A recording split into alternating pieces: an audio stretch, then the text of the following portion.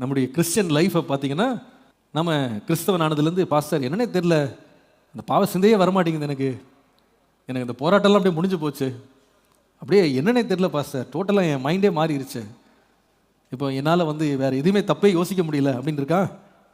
இல்லையே. ஒவ்வொரு நாளும் நம்ம மறுரூபம் அடைய வேண்டியிருக்கு, நம்ம பரிசுத்தம் அடைய வேண்டியிருக்கு, பாவத்தை மேற்கொள்ள வேண்டியிருக்கு. It's a continual process. அதனால தான் இயேசு கிறிஸ்துவை நாம் பின்தொடர்ந்து ஓடுகிறவர்களாக இருந்தால் கூட, மேகம் போன்ற திரளான சாட்சிகள் நம்மளை சூழ இருந்தால் கூட, பாரமான யாவையும் நம்மை சுற்றி நெருங்கி இருக்கிற பாவத்தையும் உதறி தள்ளிட்டு விசுவாசத்தை துவக்கிறோம் முடிக்கிறவருமாகி இயேசுவை நோக்கி என்ன பண்ணணும்? நம்முடைய ஓட்டத்தில் நம்ம பொறுமையாக இயேசுவை நோக்கி ஓடணும்னு போட்டிருக்கு. அப்போ இது ஒவ்வொரு நாளும் இந்த போராட்டத்தில் இந்த பாவத்தோடு நம்ம விரும்பாத தீமையோடு நம்ம போராட வேண்டியது அவசியம் என்பதை மறந்து போகக்கூடாது. அப்போஸ்தலனாகிய பவுல் என்கிற மிகப்பெரிய ஒரு ஊழியனுடைய வாழ்க்கையிலே இது இவ்வளோ பெரிய போராட்டமாக இருக்குமானா நம்முடைய வாழ்க்கையில் இருக்கும். நிறைய வேளையில் ஒரு பெரிய ஊழியனாக இருக்கும் பொழுது அவரை வெளியிலேருந்து பார்க்கும்போது நம்ம எப்படி பார்க்குறோன்னா, அவங்களுக்கு இந்த போராட்டம்லாம் இருக்காது, அவங்க டோட்டல் ஹோலினஸ் தான், அவங்களுக்கு எந்த பிரச்சனையுமே இல்லை, பாவத்தோடு அவங்களுக்கு எந்த போராட்டமுமே இல்லை நம்ம நினைக்கிறோம். பட் ஒரு மனுஷன் மாம்சத்தில் இருக்கிற வரைக்கும் அவனுக்கு என்ன இருக்குது? நோவு இருக்குது, அவனுக்கு போராட்டம் இருக்குது, உபத்திரவம் இருக்குது. நிச்சயமாய் அவன் பாடுபடுறான். ஒவ்வொரு நாளும் தன்னை பரிசுத்தப்படுத்தி கொள்ள வேண்டியது அவசியம். நம்முடைய இரட்சகராகிய இயேசு கிறிஸ்துவை பார்க்கும் பொழுது அவர் நம்மை பார்த்து பரிதபிக்கக்கூடாத ஒரு பிரதான ஆசாரியர் இல்லை. அவர் நம்மை போல எல்லாவற்றிலும் என்ன பண்ணாராம்? சோதிக்கப்பட்டாருன்னு இயேசுவை பற்றி எழுதியிருக்குமானா அப்போஸ்தலனாகிய பவுல் அதுக்கு விதிவிலக்கு கிடையாது, நாமும் அதுக்கு விதிவிலக்கு கிடையாது. நம்முடைய சரீரத்திலே ஜீவன் இருக்கும் மட்டும் நாமும் எல்லா இடத்துலையும் என்ன பண்ணுவோம்? சோதிக்கப்படுவோம். எல்லா விதமான போராட்டத்தையும் சந்திக்கணும், எல்லா விதமான இச்சைகளையும் நம்ம என்ன பண்ணணும்?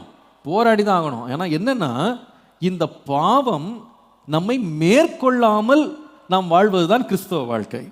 அனுதினமும் இந்த போராட்டம் இருக்கு. உலக மக்கள் நிறைய பேருக்கு இந்த போராட்டமே இல்லாமல் இருக்காங்களே. நாம தானே ராத்திரி படுக்கும் போது இன்னைக்கு ஏதாவது நான் தப்பு பண்ணியிருக்கேனா, இன்னைக்கு ஏதாவது தவறான வார்த்தை பேசியிருக்கேனா, இன்னைக்கு ஏதாவது தேவனுக்கு பிரியம் இல்லாமல் நான் நடந்திருக்கேனா அப்படிலாம் யோசித்துட்டு ரொம்ப ஆராய்ஞ்சு ஜெபம் பண்ணி ஆண்டவர்கிட்ட நம்ம ஒப்புரவாகி நான் பரிசுத்தாவில எங்கேயாவது துக்கப்படுத்தியிருக்கேனா அப்படின்னு கேட்டு நம்ம ஆராய்ஞ்சு படுக்கிறோம். இப்படிதானே நம்ம ஒரு செய்தி கேட்கும்போது கூட, ஆண்டவரே இந்த வார்த்தையின்படி என் வாழ்க்கை சரியா இருக்கா அப்படின்னு நம்ம ஆராய்ஞ்சு பார்க்குறோம். வசனத்தை படிக்கும்போது கூட, ஆண்டவரே இந்த வசனத்தின்படி என் வாழ்க்கை இருக்கா அப்படின்னு நம்ம ரொம்ப சோதிச்செல்லாம் பார்க்குறோம். ஆனால் உலக மனுஷன் நிறைய பேர் யோசிக்கிறதே இல்லையே. தூங்குற வரைக்கும் கெட்ட வார்த்தை சொல்லி திட்டிகிட்டே தான் தூங்குறான், நிம்மதியாக தூங்குறாங்க, அவனுக்கு எந்த பிரச்சனையுமே இல்லை, அவனுக்கு எல்லா பாவத்தையும் பண்ணிட்டு ரொம்ப நிம்மதியாக தூங்குறான். ஆனால் நம்மளால் என்ன பண்ண முடியல? ஒரு சின்ன தப்பு பண்ணிட்டு கூட என்ன பண்ண முடியல? தூக்கம் வர மாட்டேங்குது. ரொம்ப நேரம் அதை யோசித்து அதுக்காக ஜெபம் பண்ணி ஆண்டவர்கிட்ட நம்ம ஒப்பு கொடுத்து இல்லை நம்ம சீர்பட வேண்டிய ஒரு இருக்குது. அப்போ எதுக்கு இப்படி எதுக்கு நமக்கு மட்டும் இந்த போராட்டம், அவங்களுக்குலாம் ஏன் இந்த போராட்டம் இல்லை? அதனால தான் அந்த அப்போஸ்தலனாகிய பவுல் இந்த நிர்பந்தமான மனுஷன் நான் அப்படின்னோடனே அவர் பாவம் செஞ்சுட்டு எப்படி வெளியே வர தெரியலன்னு போராடிட்டு இருக்காருன்னு நினைக்காதீங்க. அந்த போராட்டத்தை அவர் சொல்லலை. இயேசு கிறிஸ்துவுக்குள்ளே அவர் முற்றிலும் ஜெயம் கொண்டவர் ஆயிட்டாரு. பழைய மனுஷன்லாம் ஒளிஞ்சு போய் புது மனுஷன் ஆயிட்டாரு. ஆனால் இப்போ அவர் என்ன போராட்டம்னு கேட்டிங்கன்னா, பாவத்திற்கு சம்மதியாமல் இருக்காரு பார்த்தீங்களா, அதனால போராட்டம். பாவத்துக்கு சம்மதிச்சிருந்தா போராட்டமே கிடையாது. அவர் மற்றவர்களை போல பாவத்தை தண்ணீரை போல குடிச்சிருந்தா அவர் நிர்பந்தமான மனுஷன் அவர் சொல்ல வேண்டிய அவசியமே இல்லை. ஆனால் என்றைக்கு ஒரு மனுஷன் பாவத்திற்கு எதிர்த்து நிற்கிறானோ, பாவத்தை வேண்டான்னு சொல்கிறானோ, அவன் என்ன செய்யறானோ ஒரு ஸ்ட்ரகிள்குள்ளே போகிறான். அதை அவனை சும்மா விடாது, அது அவனை போட்டு அவனுடைய இருதயத்தை என்ன செய்யுதுன்னா பிழியுது. ஒரு தேவனுடைய பிள்ளை என்றைக்கு கர்த்தருக்குள்ளே வர்றானோ, he becomes hyper sensitive to sin. அவன் பாவத்தை அவன் தொட முடியாதபடி ஒரு உணர்வுக்குள்ளே வந்துடுறான். பாவத்தை செய்துட்டு சும்மா போயிட முடியாது, ஒரு உணர்வுக்குள்ளே வந்துடுறான். அவனுடைய இருதயம் அவனை வாதிக்கிறது. இந்த வாதனை, இந்த பாவத்தை கண்டு அவனுடைய ஆத்துமா, அந்த உயிர் பெற்ற ஆத்துமா பதறுகிற பதற்றம் என்பது ஒவ்வொரு கிறிஸ்தவனுடைய வாழ்க்கையிலையும் நிஜமான ஒரு உண்மை என்பதை மறந்துவிடக்கூடாது. 1 தெசலோனிக்கேயர் 4ஆம் அதிகாரம் 3ஆம் வசனம் முதல் நாம் வாசிக்கும் போது, நீங்கள் பரிசுத்தம் உள்ளவர்களாய் இருக்க வேண்டும் என்பதே தேவனுடைய சித்தமாய் இருக்கிறது. அந்தபடி நீங்கள் வேசி மார்க்கத்துக்கு விலகி இருந்து தேவனை அறியாத அஞ்ஞானிகளைப் போல மோக இச்சைக்குட்படாமல் உங்கள் அவனவன் தன் சரீர பாண்டத்தை பரிசுத்தமாயும் கனமாயும் ஆண்டு கொள்ளும்படி அறிந்து இந்த விஷயத்தில் ஒருவனும் மீறாமலும் தன் சகோதரனை வஞ்சியாமலும் இருக்க வேண்டும் அப்படின்னு சொல்றாரு. அப்போ அவர் சொல்றாரு, தேவசித்தம் அப்படின்றது என்ன? அநேக காரியங்கள் இருக்கு தேவசித்தத்தில். அதில் ஒரு முக்கியமான காரியம் என்னன்னா, நீங்க பரிசுத்தமா இருக்கணும்ன்றது தான் தேவசித்தம். அப்போ இந்த பரிசுத்தமா இருக்க வேண்டும் அப்படின்ற தேவசித்தத்தை நன்மையும் பிரியவுமான தேவ சித்தத்தை நாம் அறிய வேண்டுமானா நமக்கு என்ன தேவை அப்படின்னா, என்ன தேவை? மனம். எல்லாரும் சத்தமா சொல்லுங்க, என்ன என்ன மாறணும்? மனம் என்ன செய்யணும்? அப்போ ஒரு மனுஷனுடைய மனம் என்றைக்கு புதிதாகிறதோ அவன் என்ன செய்வான்னா, தேவனுடைய சித்தமாகிய பரிசுத்தம் என்ன என்பதை அவன் கண்டுபிடிச்சு கொள்வான். மனம் புதிதாகாத ஒரு மனுஷனால அவன் பரிசுத்தத்துக்கும் அசுத்தத்துக்கும் என்ன செய்ய முடியாது? வித்தியாசத்தை காணவே முடியாது. அப்போ இந்த ஸ்ட்ரகிள் நம்முடைய வாழ்க்கையில தேவனுடைய பரிசுத்தத்தை காத்துக்கொள்ளும்படி, நாம் அசுத்தத்திற்கு விலகி ஓடும்படி, இங்கே வாசிக்கிறது போல தேவனை அறியாத அஞ்ஞானிகளைப் போல மோக இச்சைகளுக்கு உட்படாமல் நாம் இருந்து தேவனுடைய நன்மையும் பிரியமும் பரிபூர்ணமாக சித்தமாகிய பரிசுத்தத்தை நாம் அறிந்து கொள்ளணும்னா நமக்கு என்ன தேவை அப்படின்னு கேட்டா, முதலாவது என்ன புதிதாகணும்? மனம் புதிதாகணும். அப்போ முதலாவது குறிப்பு என்னன்னா, ஏன் நாம் இந்த பரிசுத்தத்திற்காக போராடுகிறோம் அப்படின்னா, முதலாவது because we have a renewed mind. நமக்குள்ளே ஒரு புதிதாக்கப்பட்ட மனதை தேவன் நமக்கு தந்திருக்கிறார். அந்த பழைய மனுஷனை தேவன் நம்மை விட்டு ஒழித்து நம்மை தேவன் புது சிருஷ்டியாக கர்த்தர் நம்மை மாற்றி இருக்கிறார். புது சிருஷ்டின்னு சொன்னா அது எதையும் சேர்ந்ததுன்னா நம்முடைய மனதையும் சேர்ந்தது. இந்த மனதில் ஒரு புது சிருஷ்டியாக நம்ம மாறாமல் தேவனுடைய பரிசுத்தத்தை நம்ம அறிய முடியாது, பரிசுத்தத்துக்காக நம்ம நிற்கவே முடியாது. ஆனால் கர்த்தர் தம்முடைய பரிசுத்த ஆவியினால் என்ன செய்கிறார்னா நம்முடைய மனதை புதிதாக்குகிறார். அதை தான் தீத்து எழுதின நிருபம் 3ஆம் அதிகாரம் 3 முதல் 7 வசனங்களை நீங்கள் வாசிக்கும் போது, ஏனெனில் முற்காலத்திலே நாமும் புத்தியினரும் கீழ்ப்படியாதவர்களும் வழி தப்பி நடக்கிறவர்களும் பலவித இச்சைகளுக்கும் இன்பங்களுக்கும் அடிமைப்பட்டவர்களும் துர்குணத்தோடும் பொறாமையோடும் ஜீவனம் பண்ணுகிறவர்களும் பகைக்கப்படத்தக்கவர்களும் ஒருவரை ஒருவர் பகைக்கிறவர்களுமாய் இருக்கிறோமா? இருந்தோமா? ஆமா, இருந்தோம்ன்றது நல்லது இல்லை? இருந்தோம், இதெல்லாம் பழைய வாழ்க்கை. ஆனால் இப்போ என்ன செய்திருக்கிறோம்னா, நம்முடைய இரட்சகராகிய தேவனுடைய தயை மனுஷர் மேலுள்ள அன்பும் பிரசன்னமான போது நாம் செய்த நீதியின் கிரியைகளின் நிமித்தம் அவர் நம்மை ரட்சியாமல் தமது இரக்கத்தின்படி மறு ஜென்ம முழுக்கினாலும் பரிசுத்த ஆவியினுடைய புதிதாக்குதலினாலும் நம்ம என்ன செய்தார்? அப்போ இந்த ரட்சித்த வேலை யார் செய்தார்னா நம்முடைய இரட்சகராகிய இயேசு கிறிஸ்து நமக்காக செய்தார். அல்லேலூயா. அப்போ இந்த மனம் புதிதாகிறது அப்படின்றத நம்ம இங்கே வாசிக்கிறோம் பார்த்தீங்களா? புதிதாக்குதல் அப்படின்னு வாசிக்கிறோம் பாருங்க. இந்த புதிதாக்குதலை யார் செய்கிறான்னா நம்முடைய இரட்சகராகிய இயேசு கிறிஸ்துவினால் மாத்திரம்தான் ஒரு மனுஷனுடைய மனம் என்ன செய்ய முடியும்? அவன் இயேசுவினால் ஒரு மனுஷன் புதிதாக்கப்படலை அப்படின்னா 3ஆம் வசனத்தில் இருக்கிற அவன் புத்தியினரா, கீழ்ப்படியாதவரா, வழி தப்பி நடக்கிறவர்களா, பலவிதமான இச்சைகளுக்கு இன்பங்களுக்கு அடிமைப்பட்டவர்களா, துர்குணத்தோடும் பொறாமையோடும் ஜீவனம் பண்ணுகிறவர்களா, பகைக்கப்படத்தக்கவர்கள், ஒருவரை ஒருவர் பகைக்கிறவர்களா தான் அவங்க பழைய வாழ்க்கையை வாழ்வாங்க. ஒரு மனுஷனுடைய வாழ்க்கை புது வாழ்க்கையா மாறணும்னா கிரியைகளினால் அல்ல. நிறைய பேர் கிரியையினால புதுசாயிரலாம் நினைக்கிறாங்க. See, that doesn't work. ஒருவேளை மனுஷனுடைய மாம்ச கிரியைகளால் ஒரு மனுஷனுடைய வாழ்க்கை மனம் புதிதாகி இருக்க முடியும் அப்படின்னா நம்முடைய ஆண்டவர் நிச்சயமா என்ன பண்ணிருப்பார்னா சிலுவையில் மரிச்சிருக்கவே மாட்டார். நம்முடைய பிரயாசத்தினாலே, நம்முடைய கிரியைகளினாலே நம்முடைய மனதை புதிதாக்க முடியாது அப்படின்னு கர்த்தர் அறிந்துதான் நம்முடைய ஒரே பேரான குமாரனை நமக்காய் தேவன் அனுப்பினார். அல்லேலூயா. நீங்க நிறைய பேர் நினைக்கிறாங்க மனசை புதிதாக்குனா யோகா பண்ணா போதும், சில எக்ஸசைஸ் பண்ணா போதும், கொஞ்சம் தியானத்தில் உட்கார்ந்தா போதும், சில நாள் சாப்பிடாம இருந்தா போதும், விரதம் இருந்தா போதும், அல்லது எங்கேயாவது ஒரு இடத்துக்கு புனித பயணம் மேற்கொண்டா போதும், அல்லது ஒரு இருட்டறையில் அடைச்சி வச்சுட்டா அவங்க சரியாயிருவாங்க. அப்படிலாம் சரியாக முடியாது. மனுஷனுடைய கிரியைகளினாலெல்லாம் யாரும் புதுப்பிக்கப்பட முடியாது. கொஞ்ச நாளைக்கு முன்னாடி ஒரு அம்மா ஒரு கம்ப்ளைண்ட் பண்ணுறாங்க எங்கள் சர்ச்சில். அந்த அம்மா என்ன சொன்னா, அந்த அம்மா கண்ணு குருடு, ஹஸ்பண்டும் கண் குருடானவர், 2 பேரும் பிறவியில் குருடரானவர்கள், 2 பேரும் கல்யாணம் பண்ணி குழந்தைகள் இருக்கு.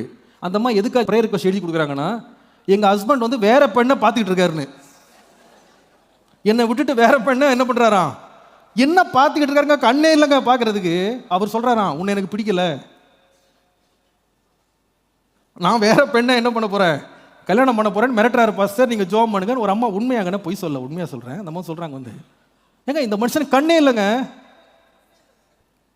கண்ணை எடுத்துட்டதுனால, நீங்கள் காதை அடிச்சிட்டதுனால, வாயை அடிச்சிட்டதுனால நம்ம புதிதாகிட முடியாது. மனம் புதிதாகிற வேலை நம்முடைய சரீர கிரியைகளினால செய்ய முடியாது. அதை செய்கிறதற்கு வல்லமை உள்ள ஒரே ஒருவர் யாருன்னா நம்முடைய இரட்சகராகிய இயேசு கிறிஸ்து. ஹல்லேலூயா. அவராலே தான் நம்ம என்ன செய்யப்படுறோம்னா மறுரூபமாக்கப்படுறோம். முந்தி இதே தப்புங்க நான் ஆசையாக செஞ்சேன், விருப்பமாக செஞ்சேங்க, கொஞ்சம் கூட மனசாட்சியில் பாதிக்கப்படாமல் செஞ்சேங்க. ஆனால் இன்னைக்கு பரிசுத்த ஆவியானவரால் என் மனது புதிதாக்கப்பட்ட பிறகு அதே தப்பு தாங்க, அதே சினிமா தான், அதே தவறு தான், அதே பாவம் தான், பக்கத்தில் போக முடியலங்க. இவ்வளவு நாள் என் ஆத்மா அந்த பாவத்தை செய்யும்போது பாவத்திலே செத்து கிடந்ததுனால எனக்கு உணர்வே இல்லைங்க. ஆனால் என்றைக்கு இயேசு கிறிஸ்துவினால் நான் புதுப்பிக்கப்பட்டேனோ, அவருடைய பரிசுத்த ஆவியினால் என்னுடைய ஆத்மா புதுப்பிக்கப்பட்டதோ, என்னோட மனசாட்சி புதுப்பிக்கப்பட்டதோ, இன்றைக்கு அதே தவிர நான் செய்கிறதுக்கு பக்கத்தில் போனால் அது எனக்கு ஒரு போராட்டமாக இருக்கு. முன்னால் நான் போராடவே இல்லை, தவறு செய்யறதுக்கு போராடவே இல்லை. நான் இது வரைக்கும் யாரும் என்கிட்ட பாஸ்டர் நான் சிகரெட்டு குடிக்கிறதுக்காக எனக்கு ப்ரேயர் பண்ணுங்க அப்படின்னு சொல்லி யாரும் கேட்டதில்லை. ஒயின் ஷாப் போகலான்னு இருக்கான் பாஸ்டர், தடையில்லாமல் போயிட்டு வரணும்னு யாராவது ஜோம் பண்ணுங்கன்னு யாராவது கேட்டதில்லை. கேட்டிருக்காங்களா யாராவது? கேட்டிருக்காங்களா? இல்லை, கேட்டது கிடையாது. யாருமே கேட்க மாட்டாங்க.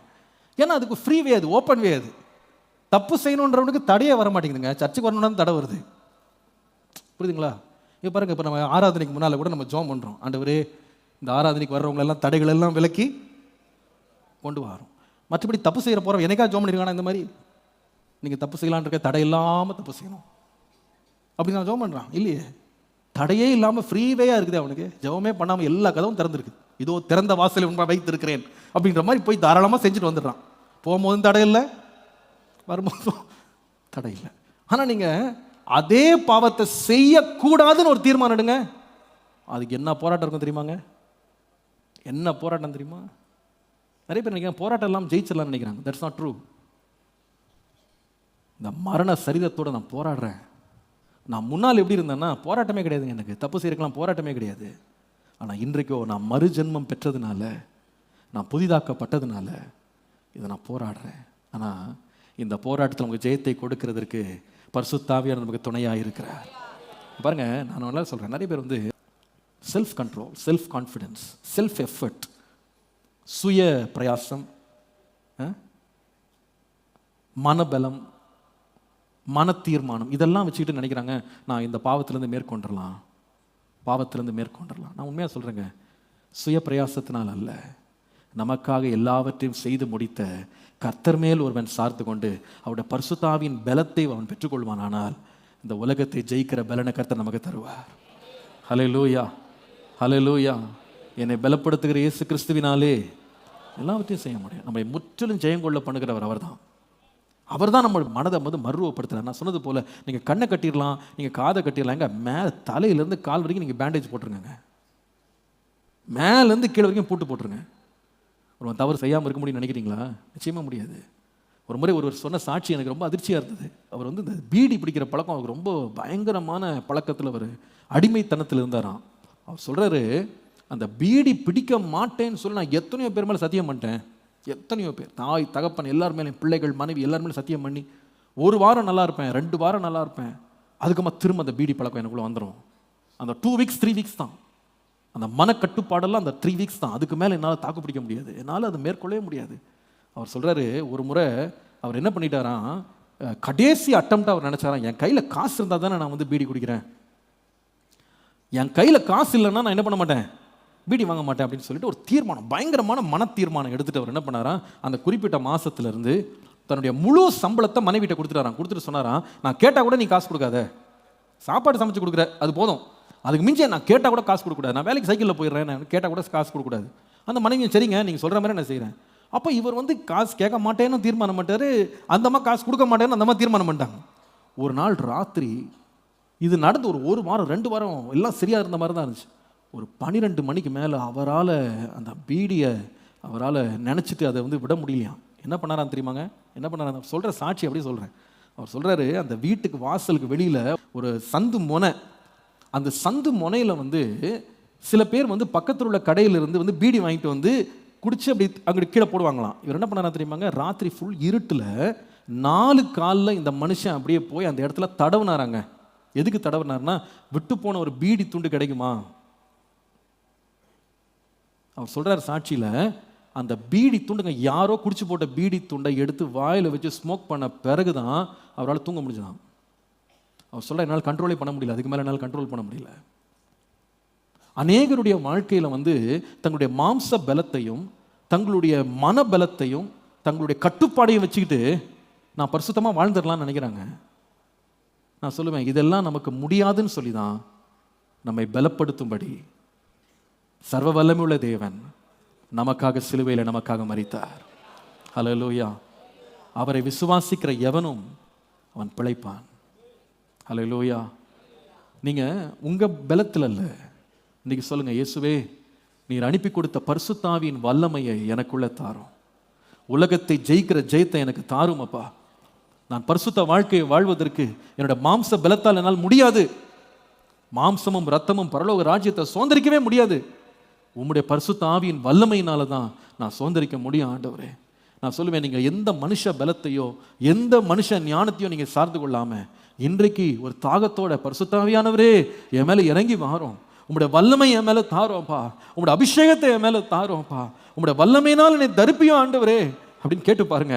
அந்த வல்லமையின் ஆவியானவர் நம்ம மேல் இறங்கி வருவாரானால் சகல மனதையும் புதுப்பிக்கிற ஆவியானவர் நம்மை உயிர்ப்பித்து சகலவற்றையும் ஜெயிக்க தேவன் உதவி செய்வார். அல்லேலூயா. நம்முடைய மனம் புதிதாக உதவி செய்வார். இன்னைக்கு ஆண்டவர் யாரோ ஒரு மனுஷனோட பேசிக்கொண்டிருக்கலாம், ஒரு பிள்ளையோடு பேசிக்கொண்டிருக்கலாம். நீ போராடுகிற எந்த பாவமா இருக்கலாம், நீ போராடி கொண்டிருக்கிற எந்த பழக்கமா இருக்கலாம், எவ்வளவு பெரிய அடிமைத்தனமா இருக்கலாம், எவ்வளவு பெரிய இச்சையா இருக்கலாம், உன்னுடைய வாழ்க்கையில விடுதலை வேணுமா, பரிசுத்தம் உன் வாழ்க்கையில போராடி நீ பெற வேண்டுமா, அந்த போராட்டத்தில் உனக்கு பலன் கொடுக்கிற ஒரே ஒரு பலன் பரிசுத்த ஆவியினால் உண்டாகிற உன்னத பலன். அந்த உன்னத பலனால் நான் தரிப்பிக்கப்படணும் ஆண்டவரே, உன்னத பலனால் நான் தரிப்பிக்கப்படணும். Give me the power of the Holy Spirit. அந்த பரிசுத்த ஆவியின் பலனை எனக்கு தாங்கப்பா. அந்த பரிசுத்த ஆவியினால் என்னுடைய இருதயம் புதுப்பிக்கப்பட்டு என் மனம் புதிதாக்கப்பட்டு என் வாழ்க்கை புதிதாக்கப்படுமானால் நான் ஒரு ஜெயங்கொள்ளுகிற மனுஷனாய் நான் மாறுவேன் ஆண்டவரே. நான் ஜெயங்கொள்ளுகிற மனுஷனாய் மாறுவேன். நான் சொல்வேன், பலத்தினாலும் அல்ல, பராக்கிரமத்தினாலும் அல்ல, என்னுடைய ஆவியினாலே ஆகும், என்னுடைய ஆவியினாலே ஆகும், என்னுடைய ஆவியினாலே ஆகும். கண்களை மூடி 2 கரங்களை உயர்த்தி சொல்லுங்க, பரிசுத்த ஆவியானவரே என்னை பலப்படுத்தும்பா. சொல்லுங்க, ஒரு வார்த்தை ஆண்டவரை பார்த்து ஜெபிங்க. பரிசுத்த ஆவியானவரே, அந்த பரிசுத்த போராட்டத்தில் நான் ஜெயிக்கும்படி என்னை பலப்படுத்த ஆண்டவரே. ஹல்லேலூயா. மாம்சத்தின் கிரியைகளை அழிக்கும்படி இறங்கி வந்த தேவகுமாரனே, உம்முடைய பரிசுத்த ஆவியின் வல்லமை எனக்கு தாருமப்பா. கரங்களை உயர்த்தி ஜெபம் பண்ணுங்க. எல்லாரும் ஜெபிக்க ஆரம்பிங்க, எல்லாரும் ஜெபிக்க ஆரம்பிங்க. ஆவியானவரே நீர் இறங்கி வாரும். எல்லா மாம்சத்தின் கிரியைகளை அழிக்கும்படி வெளிப்பட்ட தேவகுமாரனே, நீர் அனுப்பி தந்த பரிசுத்த ஆவியானவருடைய வல்லமை என் மேல இறங்கட்டும்பா. என் மனதை புதிதாக்கட்டும் ஆண்டவரே. இப்பொழுது உம்முடைய அபிஷேகம் என் மேல இறங்கட்டும். இப்பொழுது ஆவியானோட வல்லமை என் மேல இறங்கட்டும். இன்றைக்கு என்னை அபிஷேகியும், என்னுடைய மனதை புதுப்பியும். Fill me Lord with your Holy Spirit. உம்முடைய பரிசுத்த ஆவியினால் என்னை நிரப்பும் ஆண்டவரே. ஹல்லேலூயா, ஹல்லேலூயா. எல்லாரும் ஜெபிக்க ஆரம்பிக்கலாம், எல்லாரும் ஜெபிக்க ஆரம்பிக்கலாம், எல்லாரும் ஜெபிக்க ஆரம்பிக்கலாம். ஆண்டவரே உம்முடைய வல்லமையினாலே, உம்முடைய வல்லமையினால் என்னை நிரப்பு ஆண்டவரே. இது மாம்ச பலன் அல்ல, இது மாம்ச பலன் அல்ல. ஹல்லேலூயா. இது மனுஷ ஞானத்தினால் அல்ல, பரிசுத்த ஆவியின் வல்லமையினாலே, பரிசுத்த ஆவியின் வல்லமையினாலே மாம்சத்திற்கு ஏதுவான செய்கைகள் எல்லாம் அழிக்கும்படி ஆவியானவரே என் மேல இறங்கும். ஒவ்வொரு வாலிப பிள்ளையும் கேளு, வாயை திறந்து ஆண்டவரை பார்த்து சொல்லு, ஆண்டவரே இந்த இச்சையோட நான் எவ்வளவு காலம் போராடிட்டு இருப்பேன், எவ்வளவு காலம் நான் விழுந்திருப்பேன், எவ்வளவு காலம் இந்த பாவத்துல வாழுவேன். இயேசுவே, இயேசுவே நானும் போராடி ஜெயிக்கிறவனாக. ஹல்லேலூயா, ஹல்லேலூயா. எனக்கு அந்த ஆவியின் வல்லமை எனக்கு தாங்கப்பா, எனக்கு ஆவியின் வல்லமையை தாங்கப்பா, எனக்கு ஆவியின் வல்லமையை தாங்கப்பா. ஹல்லேலூயா, ஹல்லேலூயா, ஹல்லேலூயா.